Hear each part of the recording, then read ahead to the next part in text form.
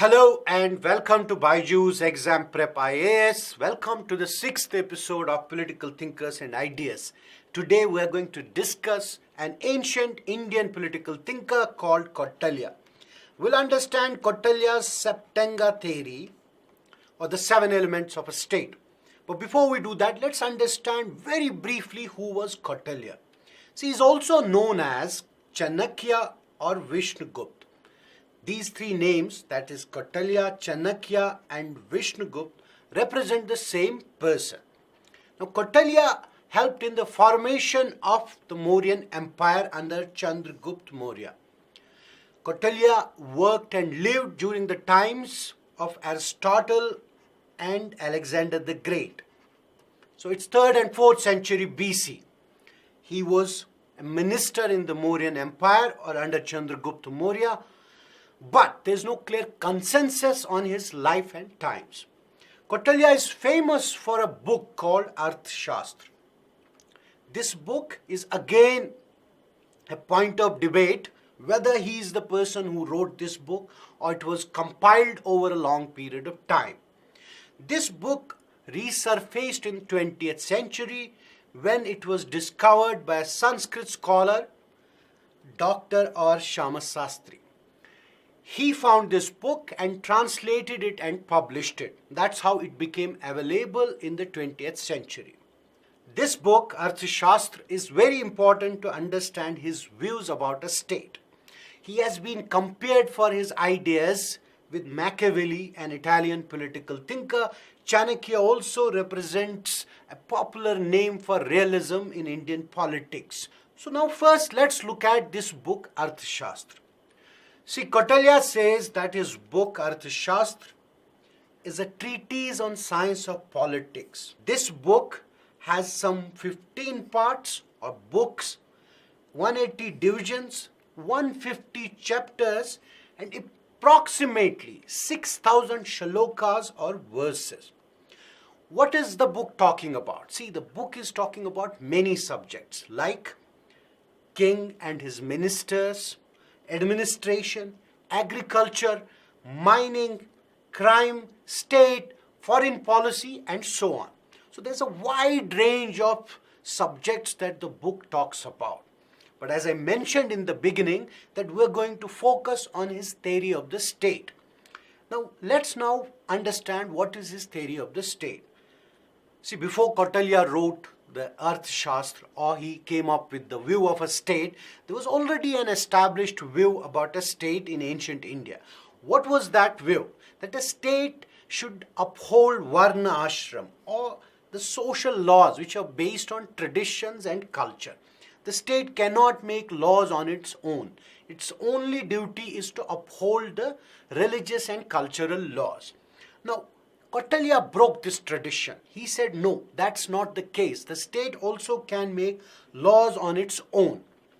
So, in case of a conflict between the laws which we derive from traditions, Dharma Shastras, or the laws of the state called Dharma Nyaya, the laws of the state will prevail. So that's how he gives primacy to a state, by saying a state can make its own laws and these laws are superior to the laws based on traditions and culture. Now, this is the first important point about a state as given by Kautilya. Second, he says what's the role of a king in a state. See, the king has to ensure well-being and welfare of his subjects. The king also has to ensure order or security in his state. He can use punishment or coercive power to do that, as per Kautilya. Now, all of this is done to ensure stability in the state, to provide order and security in the state. Now, this is what Kautilya thinks about a state. Now, let's look at what is a state as per Kautilya, or rather, what are the elements of a state as per Chanakya or Kautilya. See, Kautilya says that there are 7 elements of a state. It's also called as Saptanga theory. Right? What are those 7 elements? Number 1, Swami or the king. Second, ministers or Amatya. Third, people and territory, that is Janpad. Fourth, Durga, which is a fort. We'll see what's the importance of all these elements. First, let's enumerate them. Fifth, kosa, which is tragedy. Sixth, danda, which is punishment or the coercive element of the state. Seventh, allies or friends of a state. See, these are the 7 elements of a state as per Kautilya. We'll explain them, understand them one by one. But before that, please understand or note this point that Kautilya compares a state with a living organism and says individuals are its organs. So, a state is a whole whose parts are individuals. So, please remember this point. Now, let's go to the 7 elements of the state. The first one is the Swami or the king. See, Kautilya compares a king or Swami with the head in a human body. Now, that tells you the significance of a king. Kautilya also says that there should be certain leadership qualities in a king. What are those leadership qualities? He should come from a noble family. He should be truthful. He should show prowess. He should have very good intellect. He should be righteous, disciplined. He should be enthusiastic, full of energy. He should be stronger than the neighboring kings. These are some of the qualities he wants in a king. Besides, the king should also appear just when he gives rewards or when he gives punishment. So he should appear just. It shouldn't appear that he's mindlessly using his power. It should appear whether he uses force or he uses rewards. All of that is done in a just manner. Apart from a king being just in rewards and punishment, he should also be able to absorb hatred, passion, anger, greed, obstinacy, fickleness, and backbiting. Basically, he should be able to control emotions, passions, because he is a ruler. He has to understand that he has to rule. So he can only rule if he has a very good or balanced personality. Kautilya is basically talking about a kingship or monarchy. So he wants an absolute monarchy. But he does not want this monarch to be a dictator or to be oppressive towards his subjects. Rather, he wants him to be a benevolent king. Means he takes care of his subjects. He takes care of the interests of his subjects, ensures their welfare, ensures their well-being. At the same time, he also shows strength. He also shows that he is capable of ruling. Now, we can understand this by looking at the duties of a king as per Kautilya. What are those duties? So far, we understood the character, the leadership qualities of a king. Let's now understand what are the duties of a king as per Kautilya. See, a king as per Kautilya should ensure people's welfare and give due assistance to people who are in need, like women, orphans, or newly born, destitute means poor and elderly. King should show concern for the marginalized people in his kingdom. Besides, he should also maintain dharma and law and order in the state. So he has to take care of the needy or the destitute, but at the same time he has to ensure that there is order and peace in his state. So he can do that, that is maintain law and order, only if he neutralizes or controls internal and external threats. You know, internal threats can exist which can disrupt peace in a state. External threats can threaten peace in a state or threaten the entire kingdom. A king has to ensure that such threats are taken care of. Besides, a king has to ensure that in times of emergency or calamities, he takes care of his subjects.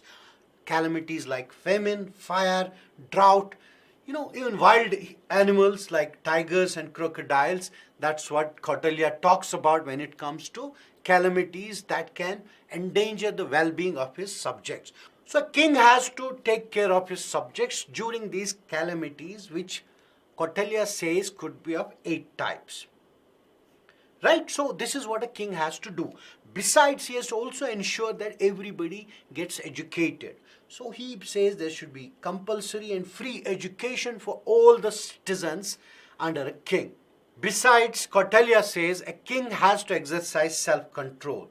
And to do this, a king has to abandon certain emotions, certain desires like lust, kama, anger, lobha, greed, vanity, haughtiness, arrogance basically, and overjoy. A king has to control all these emotions. See, all of us also feel these emotions. Now, a king, because he's a public person, he has to rule a state, he has to show that he can control these emotions. So, these are very important duties that Kautilya prescribes for a king. Now, this was about the first element of a state as per Kautilya, that is the king. Now, we understand very clearly the character or leadership qualities of a king as per Kautilya and the duties of a king. Right? So, we understand what duties should a king perform. We also understood what are his leadership qualities which he should display while ruling. See, the second element, that's Amatya or ministers, represent eyes of the state. The king represents the head in a human body. Ministers represent eyes in a human body. In other words, they are the eyes of the state. Now, the job of the eyes is to see, right? To perceive and observe. These ministers are eyes because they will observe what is going on in the state and they'll communicate with the king. And he will understand what is needed or what is required in a state. That's why they are important. Now, what are the qualities of a minister as per Kautilya? See, he says a minister should be born in a high family. King should come from a noble family, so should a minister be born in a noble family. He should also be a native of the state. He should not come from outside the state. That way he will remain loyal to the king. Third, he should be under the control of the king. He should not be someone who cannot be controlled by the king. Rather, he should be under the control of the king. Further, a minister has to be trained in all the arts so that he's a learned man, right? So that he perceives very well. You can perceive or use your eyes only if you have knowledge. So a minister should have knowledge. He should be trained in all the arts. That will make him farsighted, right? Naturally, he'll become farsighted if his knowledge is a learned man. Besides, he should be firmly loyal to the king.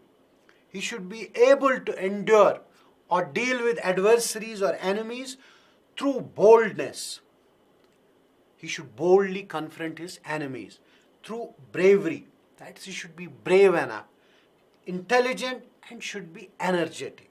Now, these are the qualities that a minister or ministers should possess. Kautilya also says that a king needs council of ministers. Why? They will help him in a stable and very successful administration. So he needs a council of ministers. Apart from the king, basically there will be other top three positions in the council of ministers as per Kautilya. What are those three positions? Number one, the mantri or the prime minister. He's the closest to the king, right? In the order of precedence, the prime minister comes after the king. Then comes the commander-in-chief. He again will be involved in planning, in military strategies and other military related affairs. Third is a crown prince who will alternate between military and political functions. That he'll also perform political functions as well as military functions. That will give him training in both military and politics. Right? So the Council of Ministers has three top positions apart from the king. Basically, there's a king, then three ministers like the prime minister or the mantri, then the commander-in-chief and the crown prince. Now, these three ministers and the king form what is called the supreme body as per Kautilya. And this supreme body will do political deliberations, take military decisions and other things. Now, apart from this supreme body, there will be other ministers, other posts like the Minister of Finance, the Chief Justice, the Head of Public Administration and so on. Now that was about the second element of the state, that is ministers. See, the third element, that's Janapad or people, are like the legs of the state as per Kautilya. As we already understood that king is like the head in a human body and ministers are like eyes in a human body. So the people or the Janpad are like legs of a human body. As I already mentioned earlier as well, that he compares a state with a living organism. So its head is the king, its eyes are the ministers, and its legs are the people. But please understand, for him, Janapad or people does not include only the population, but as well as the territory. He says that people should be prosperous. At the same time, there should be very good geography. There should be fertile lands, there should be mines, forests, water bodies, and so on. That will make a state prosperous. That will make people prosperous. Right? So he sees the strength of the population in the rural areas.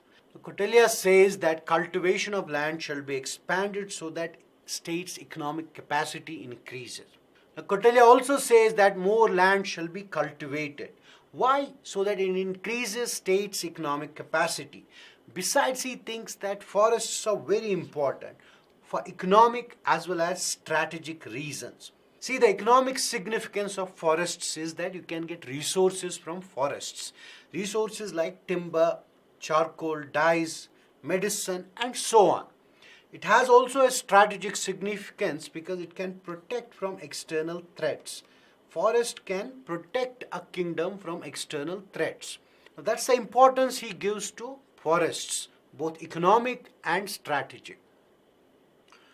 Durga or fort, the fourth element of a state, represent arms of a state as per Kautilya. Now, this fort or fortification of a state as per Kautilya is important for security reasons. Fortification of a state will protect the state's army. That is, they will not be vulnerable to external threats. To also protect the wealth of a state, the treasury of a state. So for security reasons, fortification is important for Kautilya. That's why he says it's an element of a state and represent arms of a state. Now Kautilya says at the frontiers of the kingdom, a fort shall be built, which will defend against the enemies. Now, there are four kinds of forts that he says can be built. Forts can be built on land, water, mountain, and forest. This will provide defense to the state. Now, among these four forts, it's very easy to capture a fort based on land as per Kautilya. But forts based on water and mountains are difficult to capture. Means if an enemy tries to attack you, it's easy for an enemy to break the fort on land, but it will be very difficult to break a fort on water, the more difficult on mountain. So that's the significance he says forts will have, and prefers that a fort built on mountain will be better to protect a kingdom. Kautilya also says that the capital of the state shall be built at the center of the kingdom, and this capital shall be divided into 4 districts, one for each caste. Now there are 4 castes: Brahmins, Kshatriyas, Vaishyas, and Shudras. These 4 districts, he says, shall be built along these 4-fold caste system, so that every caste system will have one district. Now this was about the fort, the importance of it for security reasons that we understood. And please remember, the fort or the fortification of a kingdom represents the arms of a state as per Kautilya. It tells you the importance of fortification in a kingdom as per Kautilya. Now let's look at 5th element of the state, that is the treasury. Now the kosha or treasury represents mouth of the state.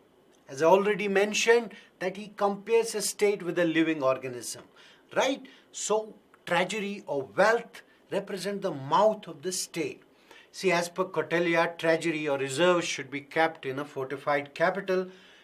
This will make the treasury or the resources, reserves very safe and secure.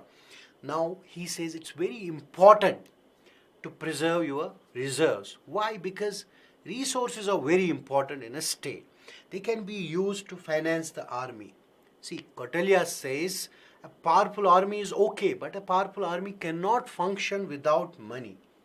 Powerful army is important for the security of the state, but if you have no money or if you have no reserves which you need in case of an emergency, you might still lose the war, right? That's why they should be kept in a fortified capital. That's why they should be safe, so that you can fund an army. You can also fund other institutions like the royal court or the other state apparatuses. So that's the importance that Kautilya gives to treasury or good reserves in a state. Now that's the importance he gives to the treasury in a state. Kautilya also says that this money of the state will come from tax. He is for tax in kind, that is tax on the agriculture. For example, he says 1/6 of the agriculture production output goes to the state. That whatever you produce in agriculture, 1/6 of it will go to the state. That's how state will derive its resources from. Besides, he also says that you can tax other things like alcohol, gambling, road tax, sale of jewelry, commercial sexual services, and so on. So you can derive resources from these things as well by imposing tax on them. But he is not for excessive taxation. He says it's economically and politically counterproductive. Why? Because it will discourage people to produce more. It will discourage economic activities in the state.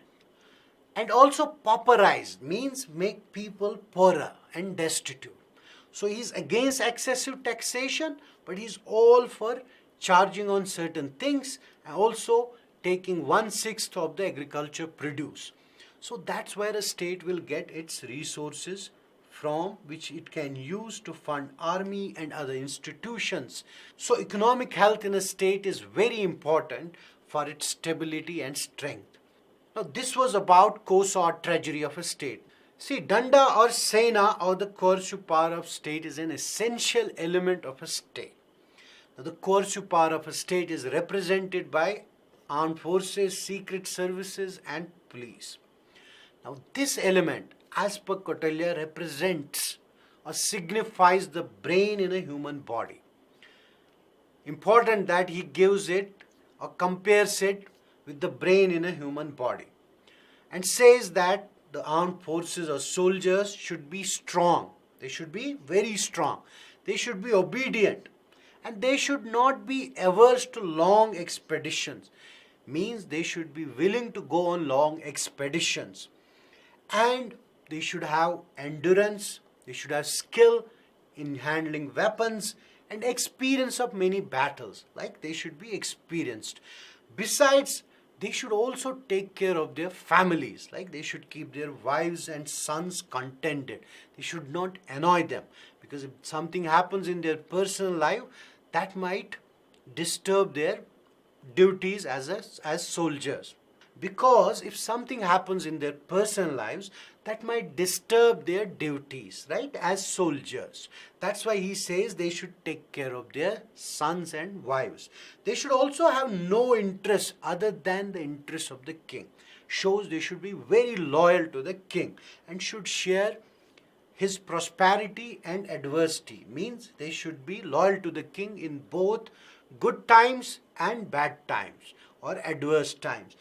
Now that's why an army or a strong army is very important in Kautilya's state because it protects it from internal and external threats. And the most important person in the state for the king is the commander-in-chief or Senapati. He belongs to the inner circle of the king. He is responsible for military operations during a war. So it's very important that he remains close to the king. Now this was about the coercive element of a state, which is represented by the armed forces, secret services, and police. Right? A strong army is essential to safeguard the state from external and internal threats. But secret services and police are also important to provide that stability and security in a state. Let's look at the seventh element of the state, that's the mitra or ally or friend. It represents heirs of a state. As I said earlier, that he compares a state with a human organism. King, for example, represents the head of the state. Mitra or ally or friends represent heirs of the state. Now, who is an ideal ally? Who should be your friend as per Kautilya? An ideal ally is one who is a friend of the family for a long time. He is very constant and powerful in support. See, you can trust him. You know that he has been constantly and continuously supporting you. He should be also amenable to control. You should be very easy to control him. It should be very easy to control him. He should share a common interest with you. There should be some common interest between you and your friend. Then only the friendship is possible. He can also mobilize his army very quickly. Means he should be in a position to provide you military support if you ask him. Also, he should not be someone who will double cross his friends. Right? He should not be someone who can betray his friends in times of need. Now, these are the qualities in an ideal friend as per Kautilya. An ideal friend should be basically trustworthy, should help you in times of need. He should not betray you when the times come for his help.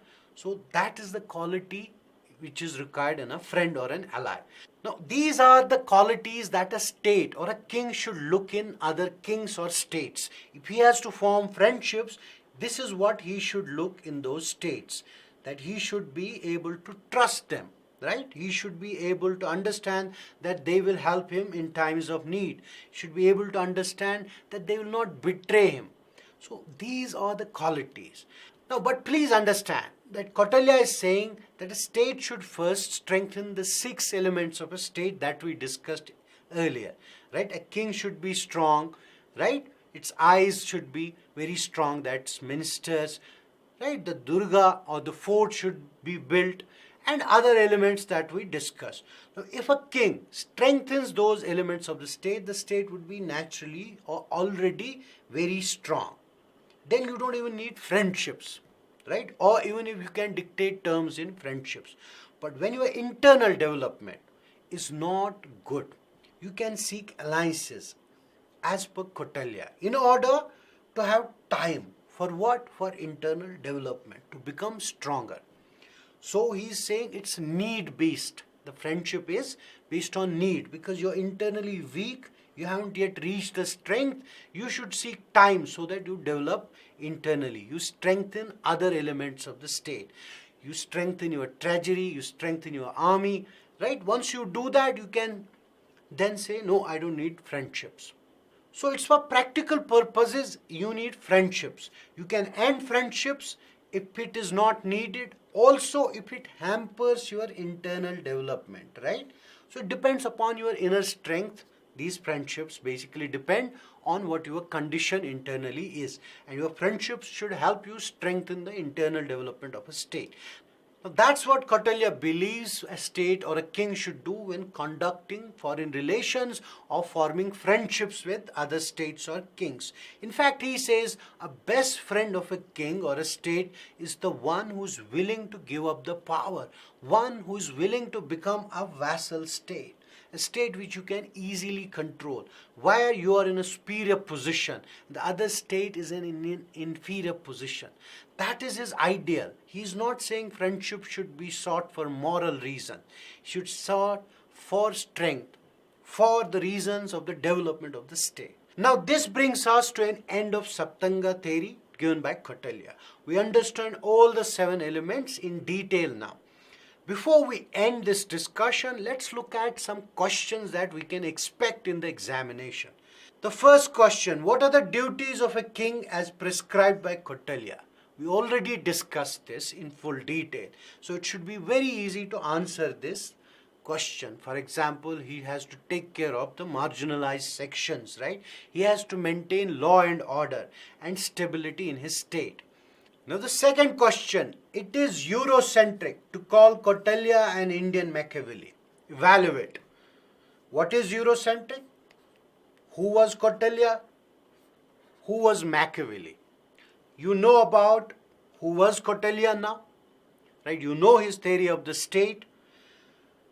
You know about Machiavelli if you have watched our other video on Machiavelli.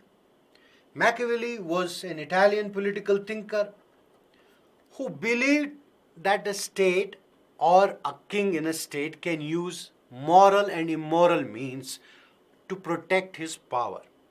He said politics is not an ethical game. Politics cannot function on ethical virtues. It's a struggle for power. And a king has to understand it. And he has to use violence to maintain his power, to invoke terror in the subjects so that they understand that he is the boss, right? So that nobody threatens his power. Now, Machiavelli was a 15th century political thinker.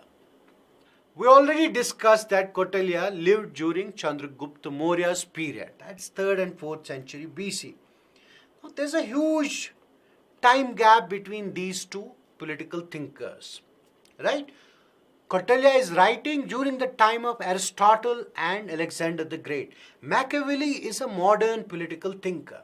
Now, in that sense, would it be Eurocentric to call Kautilya an Indian Machiavelli? Why not Machiavelli and Italian Kautilya?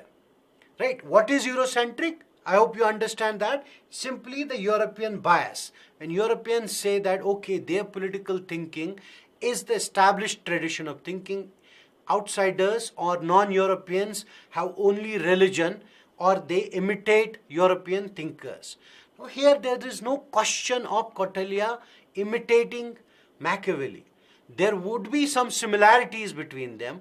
Both of them are very practical when it comes to protecting a state. But Kautilya is much deeper thinker because he is systematically debating and deliberating about a state. What are its elements? What are the duties of a king? And he is not saying that a king has to be immoral. He is saying a king can use violence to protect his kingdom. But he is not saying that he should have no moral character. In fact, he said a king should be very good, right? Should come from a noble family, should work for the welfare of its citizens, and so on. So there are some differences also. But the most important difference is that they are writing at different times. Kautilya precedes Machiavelli by almost 1600 years. More than that, in fact. Now, it is Eurocentric in that sense, calling Kautilya an Indian Machiavelli. Now, that brings us to an end of today's discussion. I hope you enjoyed watching this discussion. Please share and subscribe this video. Thanks for watching.